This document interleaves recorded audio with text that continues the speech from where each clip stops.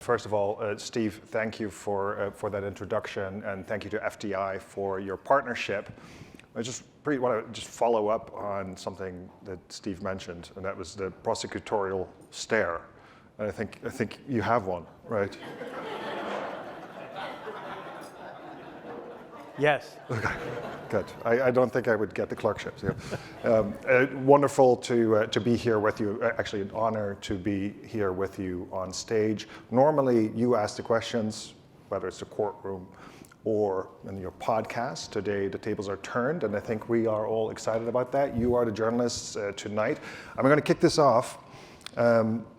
If the task of the general counsel is, crudely put, to keep a company safe legally, and you are applying that stare, I just want you to know. Let's just take a look at 2023, or the past year, 18 months. 2 unfolding wars, increased regulations, sanctions, tension around DEI, rapidly shifting technology, even in the past 6 months. In an era of perma-change or perma-crisis, what is your basic advice to general counsels? I mean, just in general, and we'll double click on some of these issues. Get an easier job, maybe. What Steve was saying anticipated some of the things that I thought I would mention, knowing that you were going to ask this broad question, and you ticked off a number of, there's peril and crisis everywhere, right?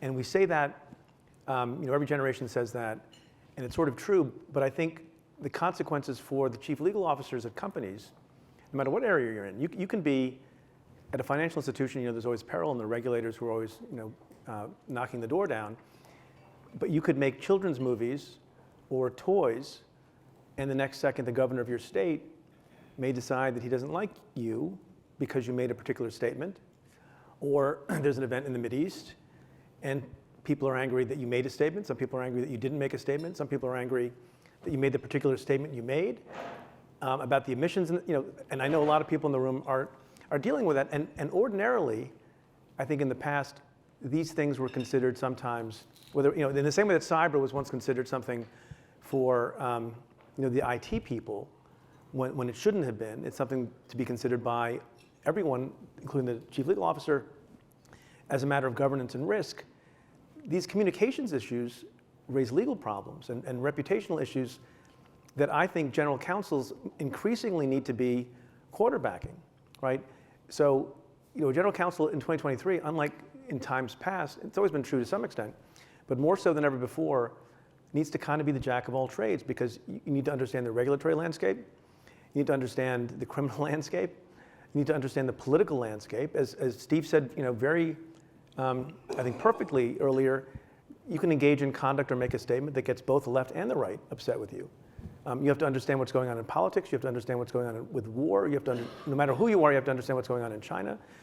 So that's just a litany of difficulties. And so the advice I would give, there's lots of things you would say, but I think GCs now have to adapt and understand that their jobs are a lot more expansive than they used to be. And they have to take the reins of leadership within the company. They're not the CEO, right? They're not the CFO. But they have to be at the intersection of communication, regulation, law, peril, politics, and everything else. Otherwise, things go south. So with so many tentacles into different parts of the organization, different issues surrounding a company or an industry, this is a cultural issue as well, right? How do you create a culture of compliance that supports that task for a GC? Well, that's a difficult question. Culture, I think, is incredibly important. I wrote about culture in my book. I talk about it on the podcast all the time. We talk about it with clients. There's no recipe. I mean, there are places where they have great written compliance programs, but the culture is terrible.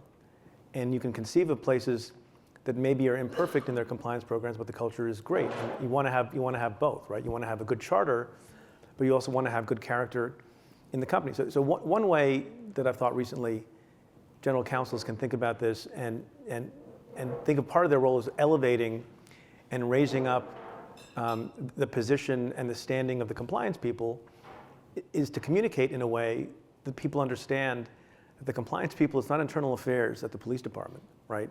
I've always complained that the word compliance sounds kind of hall monitory. Chief legal officer sounds quite lovely. General counsel sounds quite lovely. General, and that if everyone at the company led by the general counsel can learn to speak in a vocabulary and a syntax that is not just the regulators and you cite the statute provisions and you talk about 13D, that causes people's eyes to glaze over. They don't think of people who talk that way exclusively. And you have to talk that way sometimes, obviously, but the people who talk that way exclusively, I don't think are thought of as people who are guardians of the integrity of the place. You also have to understand, there's a lot of parallels between this and cyber. We used to say all the time, it was very hard for people to have their companies invest in cyber defenses because it was a money pit, not a profit center. And general counsels and their compliance counterparts need to figure out the ways to explain to the company, to the leadership of the company, that you do, to use a term that people like to use on Wall Street, deliver alpha. And you do make the company better, and you save the company money, and in certain instances, you actually help the company to make money, because these issues of integrity and doing things the right way are business issues and risk avoidance issues, not just legal, statutory and regulatory issues as well. And so, what's the euphemism then for a chief compliance officer? What's a more palatable name that will draw you in? You haven't thought about this? I think FTI can help us come up with the name. All right. Well, but you agree with me, right? What is a compliance officer supposed to do? Get you to comply? I mean, it sounds very, So it's vaguely oppressive. Yeah. Yeah. I think that's sort of a natural way people react to that thing. So you have to mitigate that in other ways. And then you couple that with forms that people scroll through and just click. And train, yes. Okay. Yeah. All right, so there's some creative work to be done there. Another big shift, perhaps, is in recent years, DOJ is taking a much more aggressive stance as it pursues corporate prosecution. We're going to be talking about that a little bit later. Marshall Miller, who's here, Principal Associate Deputy Attorney General for DOJ, will elaborate more on that later in the program. But how do you interpret that augmented level of aggression, if I dare say, or assertiveness, maybe, as you are very choosy about your words? So placing a premium, for example, on voluntary disclosures, which if I talk to my general counsel, that can be unnerving as to when to lean in and how. Yeah, look, in the year that I've been back in private practice, I'm astonished at how overreaching the government has been. I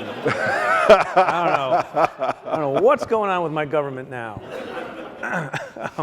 Where's Marshall? Is he not here? Yeah. He's being assertive. Hey, Marshall. Yeah. So he'll do what I used to do and wag his finger at you and tell you how you should behave and stay out of trouble. But I will say, and I think this is true, that I have not seen as many whether you call them aggressive or forward-leaning or whatever you want to call it, the numerosity of announcements from the Justice Department at the top levels about compliance and about self-disclosure and about the rescinding of any perceived authority, that monitorships would be the exception rather than the norm. Like, all of those things are coming pretty fast and furious. So, partly because I think there are people at the department, in fairness, who care about these things. I used to use a slide when I've done presentations to companies that showed, I think at the time that I showed this slide, like 6 or 7 of the top officials of the Justice Department had themselves actually served as chief compliance officers. So these are people who, are not, as often in the past has been complained about, don't know anything about a business, or don't know anything about the compliance function. They've served in those roles. And so, viewing that in the best light possible, they're telling companies what they expect companies to do. And they're laying the groundwork for saying, we made all these pronouncements, you all did client bulletins on them, You get 1 million of them from everybody, and you fail to pass muster on this, that, or the other thing. And we're going to judge you on that, and we don't feel bad judging you on those things, because we told you. We told you what the rules were, we told you what the metrics are. So the advice is, and we do this all the time, and it's amazing to me not enough companies do it. Even if you think you have a great compliance program, and you have great personnel in those places, I think in light of the recent pronouncements from Justice and the making clear what the metrics are going to be, you might want to kick the tires. Find some folks, I know a couple, and review your compliance function, because the pronouncements from DOJ are not only very numerous, they're also expansive in a way that I haven't seen before, and in ways that the general counsels don't always think about, because they kind of impose on the business. For example, and I hope you ask Marshall about it because it's very interesting, that's what I'll say, is DOJ will take a look at how you compensate people at your company. In coming to a decision about, among other things, the imposition of a monitor, or the resolution of something, a dispute with the government, whether it's going to be a deferred prosecution agreement, non-prosecution agreement, or an indictment. And they're very specific in saying, how is your compensation structure aligned with compliance values? Do you take that into account, like formally, right? When you review people and decide whether to promote them and whether to give them raises or bonuses, and we've done this for companies, and the answer is, we look at various things. Are they a team player? Do they bring the, what do they do with the bottom line? Do they nurture younger people? And some of these things are not about money; they're softer things. Well, do you also consider whether or not they're ethical, and they advance the compliance function and values of the company? If the answer is no, that's going to be a mark held against you. And on the other side of the coin, there's both the carrot and the stick. Do you have provisions with people at your company such that if they leave and they've gotten bonuses or certain kinds of compensation, and you find out they've engaged in misconduct, can you claw it back? So everyone needs to look at what their compensation structure is now, because DOJ has told you very specifically, trying to find a numerical metric that can be measured, as opposed to general, culture, I don't know how you measure that. Yeah. But they're trying to find ways to measure it, and so you need to kick the tires on it. All right, well, those are frameworks and set parameters, compensation, strict rules, but if we can move for just a moment into the fog of war, and having talked to a couple of GCs on this, take a cyber attack case.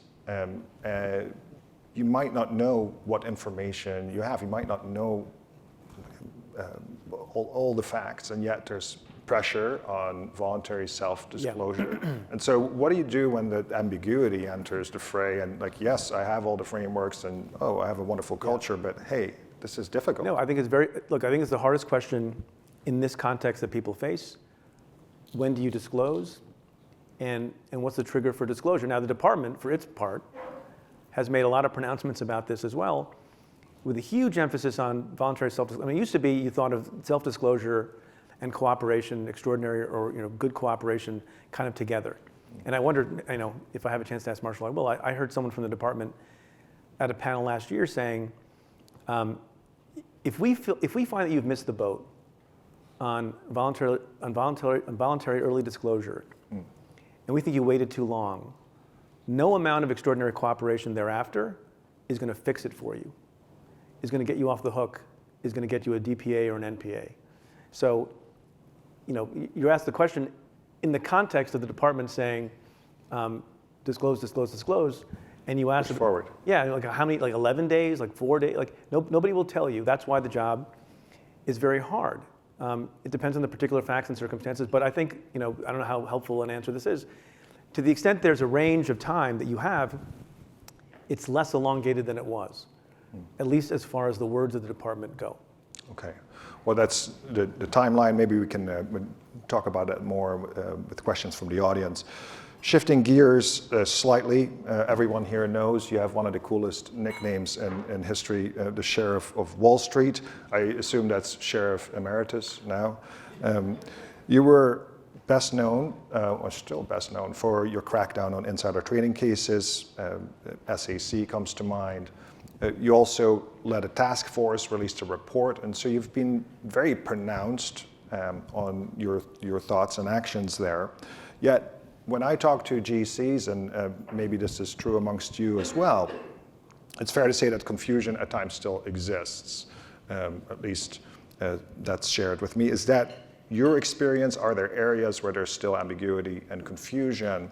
And again, what is your practical advice on how to navigate that? Read your report, I guess. Yes. Yeah. So I'm not sure I have much to say specific to the report we did. We advocated for the drafting and the enactment of a statute, right? I don't know. There's statutes for everything else. Like, why not have an actual tailored statute that defines what insider trading is? There's some ambiguities and differences of opinion from time to time between and among the courts about personal benefit and whether, what that means. And there was a back and forth between the Second Circuit and the Supreme Court, which we don't have to go into, but it was very upsetting to me personally. I mean, not really. So those things can be clarified, what deception means, what the knowledge requirement is for people who are tippees. So all of those things I think are important. But I think the lesson of this is, and the advice I would give to general counsels, which may be obvious, is to the extent there is built in, more, by the way, on the regulatory side than I think on the criminal side. I think on the criminal side, there's, with respect to most offices, a good faith notion that you have to have notice and you can't be overly creative, right, in the kinds of cases you bring if you're going to separate someone from their liberty. But to the extent there is ambiguity, you cannot have a culture of getting close to the line, right? You can't be generating, not that anyone's doing this necessarily, but as a thought experiment, you can't be generating memos within the company or with outside counsel that ask the question, how close to the line can we get based on the current state of law of insider trading or anything else? And there are places, I mean, I think that was the case. People put that in writing? Well, you shouldn't. Yeah. That's why I get the big clients. Going back to your earlier question about culture, because it's the case that from time to time, again, I think more so on the regulatory side than on the criminal side, people will do something, will engage in an enforcement action that hasn't been done before, that tests the boundary a little bit because there's a boundary to be tested. The best advice always is to stay as clear from the line as possible. Look, I'll tell, even though this is on the record, I'll say the following. We interviewed a lot of different classes of stakeholders in connection with whether or not insider trading should be clarified in a statute. And virtually every stakeholder, including the defense bar, prosecutors, former prosecutors, academics, all like the idea, maybe I'll get in trouble for saying this, all like the idea of being clear. And by the way, some people say, well, why prosecutors or former prosecutors do you want it to be more clear? That might take away your ability to bring certain kinds of cases when it was ambiguous. Well, that's fine. We're not out to get people on ambiguous statutes. It would be better for prosecutors to know before they go into the courtroom clearly what the statutory lines are or what they aren't. The one constituency that seemed to like a lack of clarity was sitting SEC personnel. And I think, and I mean no disparagement, but there is a feeling among folks that sometimes regulators like a little bit of ambiguity and confusion for the purpose of causing people to stay as far away from the line as possible. You can like that or not like that, but it's a fact of life, and that's why I gave the advice I gave. All right. We're going to turn to questions in the audience after this question. We've seen a shockwave of new technology come out on all fronts, crypto, generative, cyber, and the form of attacks and differently. The byproduct of that, or one byproduct of that, is it attracts more attention from regulators, which in different ways puts pressure on GCs, on companies, on how to exactly navigate that. If we can double click on generative for a moment, any practical advice on how to put guardrails in place internally and how a general counsel might think about the liabilities for a company? And I know how big that topic is, of course. Yeah, it's a very big topic. I'll say a couple things. Two sentences, yeah.